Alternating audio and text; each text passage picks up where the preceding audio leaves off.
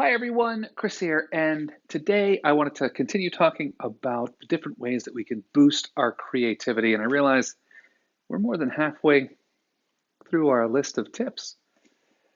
All right, but these are good.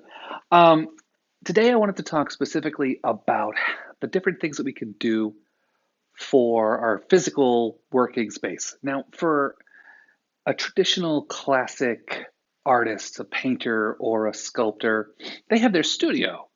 And musicians have their studios, voice actors have their studios, and instructional designers have their studios too. It's just not as exciting as a rock star's studio, but it's still an area that we can take control of. And essentially, the different things that we can do with our physical space to enhance our creativity is making sure that we have three basic elements. The first is that we have the things we need. Whether our physical space is a classic office with a door where we can have all of our equipment and we've got everything lined up, whether our physical space is more mobile and we have to carry what we need with us. A lot of us also work more mobile, meaning on a computer or a laptop or even on a tablet or whatever, having the software loaded that you're going to need, being prepared, having all of the software, the drivers, the images, the tech toys. I like to joke that I keep a lav mic, which I'm not even using right now, um, with me in my bag at all the times. I'm actually using the Apple earbuds right now. And sort of having those different pieces. The second component of maximizing your physical space for creativity is having the ability to just leave everything exactly as it is and walk away. If you have to unpack and pack up every single time you're going to like start a project and move on to a different thing and then come back, you can lose a lot of time, and that energy that you're expending of packing up and unpacking ends up being creative energy that you're not putting into the project.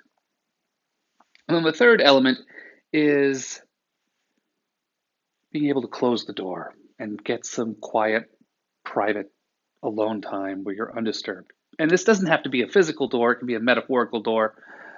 Um, I work from home, so I mentioned yesterday that a lot of my routine is moving from coffee shop to coffee shop.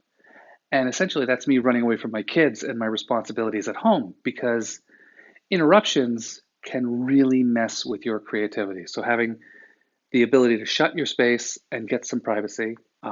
This is especially important if you're doing any recording. The second is having all of the equipment that you need handy.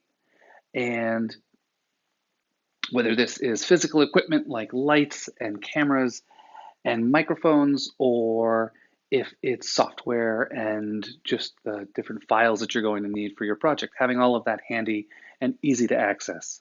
And then the third is having the ability to close the door, walk away, and not have to worry about anyone touching things or moving things and not needing to close everything up and put it away. All things that can help conserve your creative energy so that you can use it on the project. And luckily, for instructional designers, we're pretty lucky. A lot of our stuff ends up being done digitally. So you just close the laptop, and when you open that screen back up, everything you need is right there.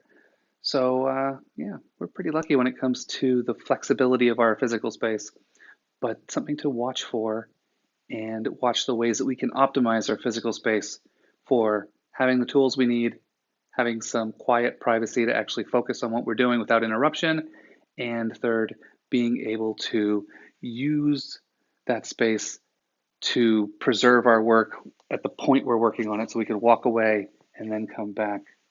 And yeah, so I will talk with you tomorrow, and we're going to be wrapping these up really soon. So then we can move on to another topic.